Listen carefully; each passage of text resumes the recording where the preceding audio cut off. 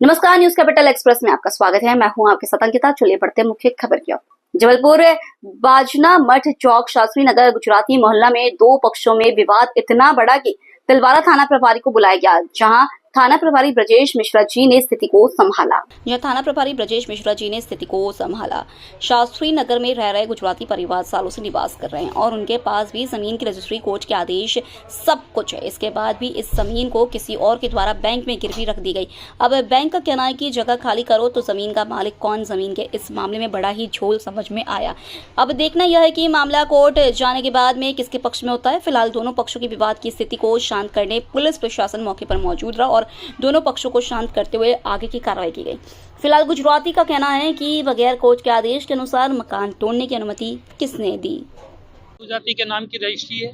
इसके बाद भी उमेश राजपूत ने लोन लिए और एक गीता गुजराती का मकान तोड़ने के लिए और पैसे वसूली करने आ रहे हैं और एक कोर्ट का आदेश है। कोर्ट का आदेश भी हम नहीं मानते। गीता गुजराती के नाम, ये गीता गुजराती के नाम का और गीता गुजराती के प्लाट पे तोड़ने और सब छीनने आ रहे हैं सर। और आदेश नहीं है, ना आज की नोटिस है सर। इनका क्या कहना?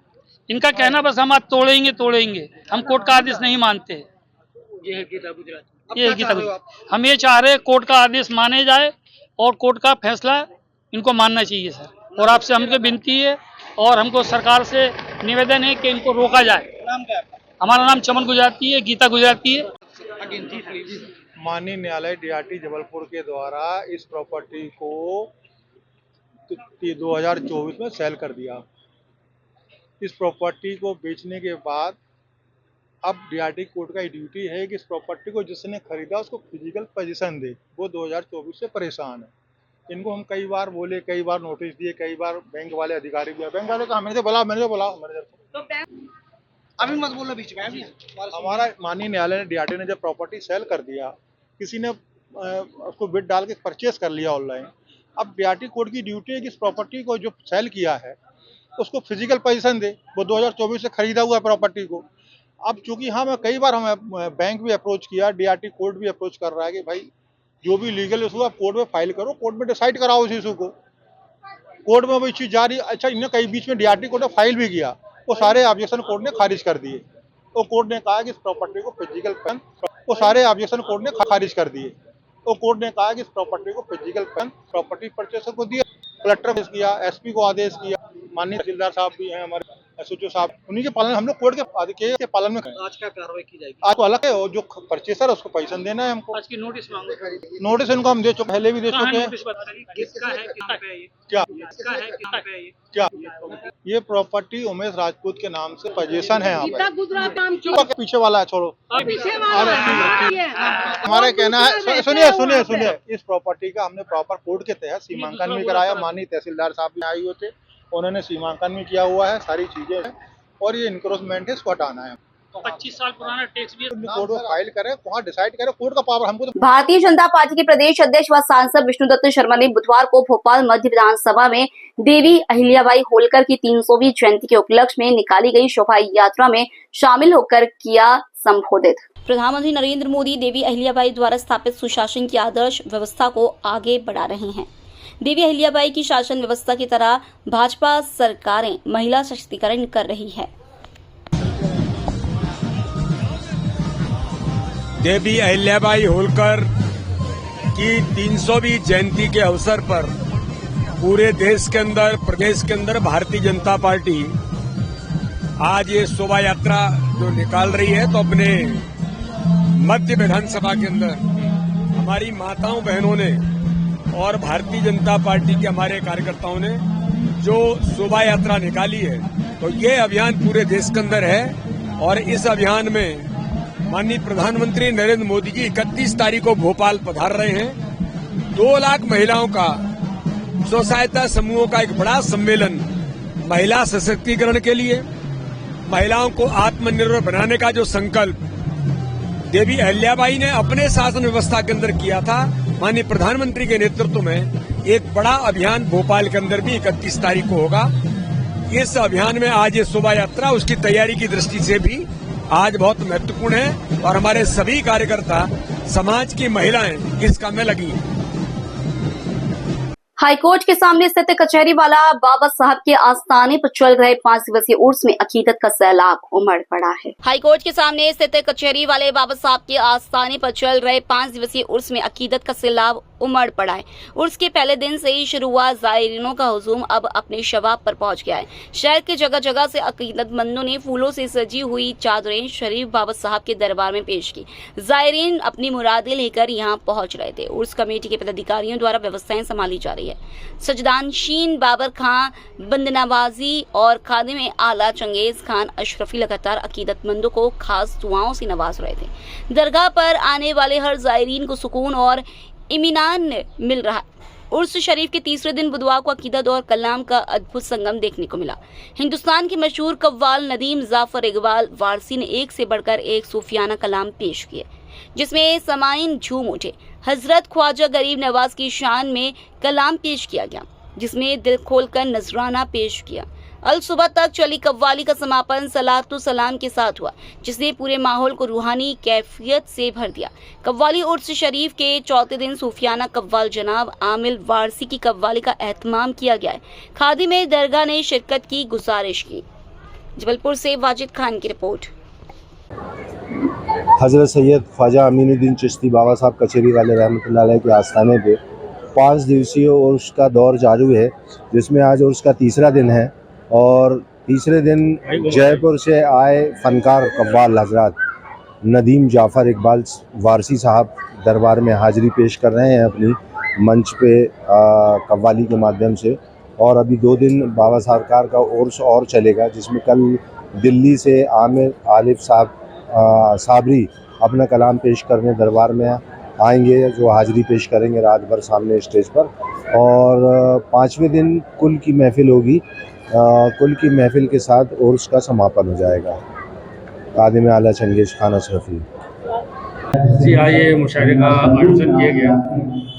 मैं नगर की साहित्यिक सामाजिक संस्था हम सब जब कोई अजीम शख्सियत हमारी संस्कार धानी से हमारे जबलपुर शहर से रुखसत हुई है, हमें आपको तन्हा छोड़कर चली गई, उसने हमेशा उनकी याद में ऐसे प्रोग्रामों का इनेकाद किया।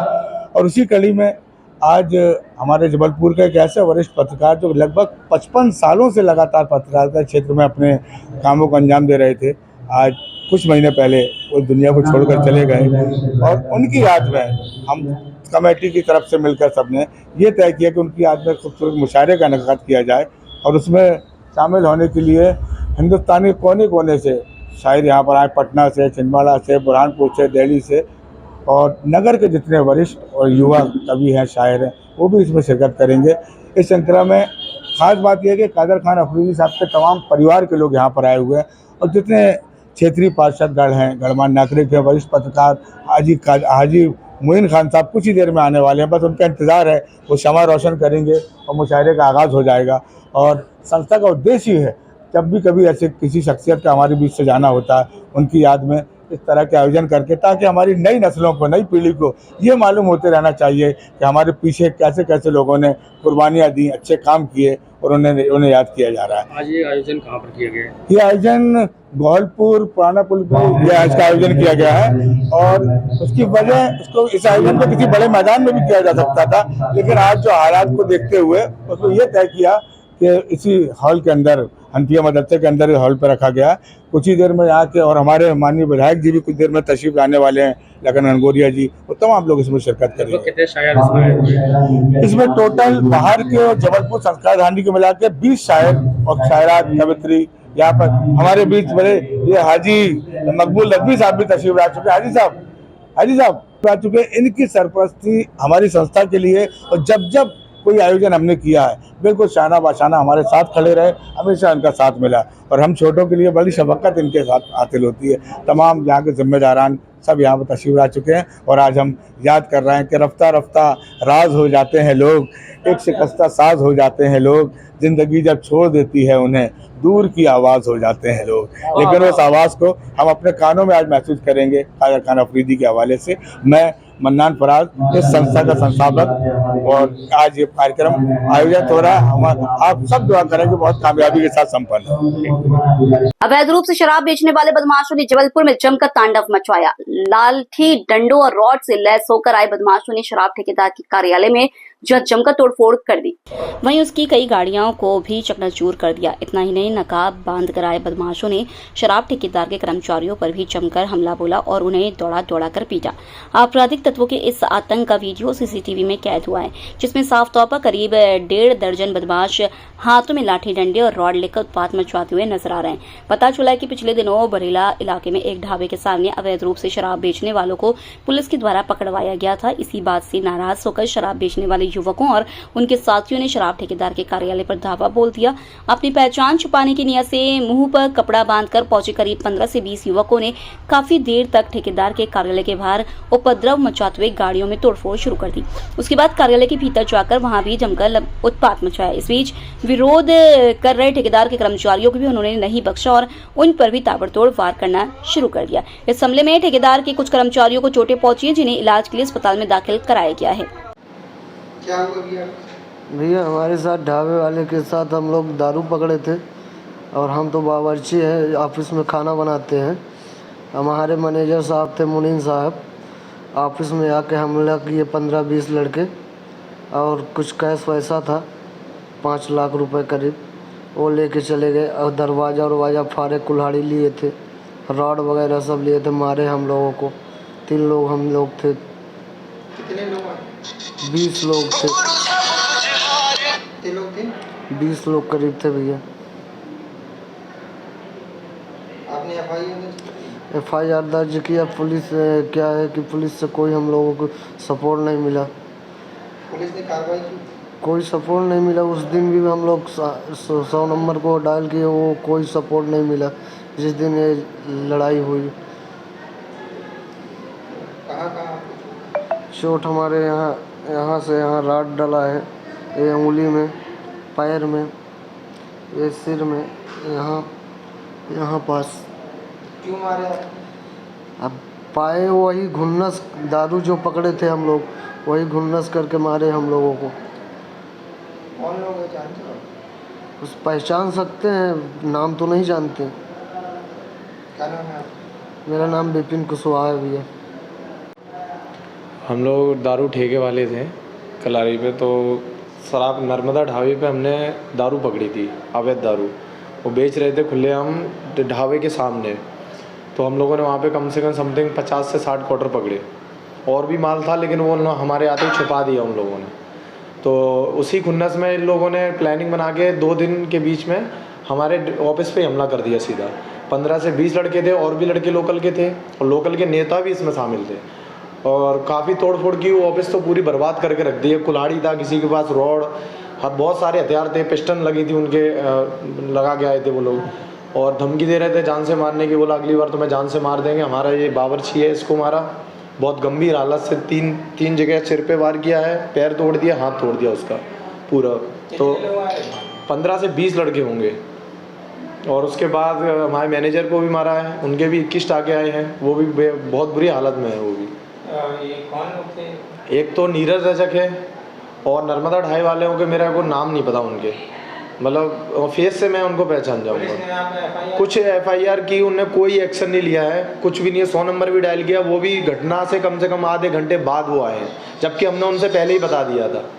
और अभी भी FIR 5 लाख रुपए कैश लिया था उन लोगों ने। ऑफिस में घुस के तोड़-फोड़ करके अंदर से कुल्हाड़ी से गेट फोड़ के उसमें कैश रखा था 5 लाख रुपए, वो पूरा निकाल के ले गए और धमकी भी दे के गए थे। ये हमारे ऑफिस की घटना है, बरेला की। क्या नाम है? रोहित सिंह तोमर। सर, मारपीट का सीसीटीवी फुटेज सामने आया, किस तरह का पूरा वीडियो है, क्या है? हाँ, उक्त वायरल वीडियो थाना बरेला क्षेत्र का है। इसमें कुछ लोग जो है वो शराब ठेकेदार के कार्यालय में जाकर उसके वाहन को और वहाँ जो कर्मचारी थे उनको उनके साथ मारपीट किए हैं। उसमें तत्काल थाना बरेला में FIR दर्ज किया गया था और मेडिकल रिपोर्ट के आधार पर इसमें धाराओं की वृद्धि भी की गई है और इसमें अन्य साक्ष्य जुटाए जा रहे हैं और इसमें तत्काल सभी आरोपियों को इसमें गिरफ्तार किया जाकर चालानी कार्रवाई की जाएगी। शराब पकड़ने की बात भी सामने आई थी कि ठेकेदार ने शराब पकड़ी थी, ऐसा कुछ? कुछ दिनों पूर्व इसमें एक ढाबे में ठेकेदार के द्वारा शराब पकड़ा गया था और वहाँ इनका विवाद हुआ था और उसी विवाद की परिणति में इनने उनके कर्मचारियों के साथ मारपीट की थी, दोनों में FIR पंजीबद्ध है। सर सीसीटीवी फुटेज में क्या दिख रहा है, किस तरह से लोग CCTV फुटेज में आरोपीगण मोटरसाइकिल से और कुछ लोग पैदल दौड़ते हुए आकर उनके कार में, उनके जो घर है उसके कांच में, उनके बैठक कमरे में तोड़फोड़ किए हैं और इन सारी चीज़ों को साक्ष्य में ले लिया गया है और इसमें विवेचना की जा रही है। नाम अगर किसी के सामने आए हैं? हाँ, इसमें चूंकि मुंह बांध कर आए थे इसलिए साक्षियों से इसके नाम जुटाए जा रहे हैं, CCTV फुटेज भी देखे जा रहे हैं। सभी स्थानीय व्यक्ति हैं। नामों का खुलासा होने पर इसमें तत्काल गिरफ्तारी किया जाना सुनिश्चित की जाएगी। ये 2 वाहन जब्त हुए हैं क्राइम ब्रांच जो थाने में कार्रवाई में। इसमें हमारे पास एक शिकायतकर्ता जो आए थे अशरफ जो है परसा गोवलपुर, उनकी मोटरसाइकिल चोरी हुई थी जयंती कॉम्प्लेक्स के सामने से। उनकी शिकायत पर हमने FIR कायमी करके इसमें संज्ञान में लिए। विवेचना के दौरान 2 आरोपियों को इसमें गिरफ्तार किया गया और 2 उनसे मोटरसाइकिल जो है जब्त की गई। एक अन्य जो पूर्व का प्रकरण था थाना ओमती का, उसमें भी जो है इसमें बरामदगी हुई है और इसमें कार्रवाई करके इसमें जांच पड़ताल करके पूछताछ चल रही है और आगे इसमें बरामदगी जो होगी उसके बारे में बताया।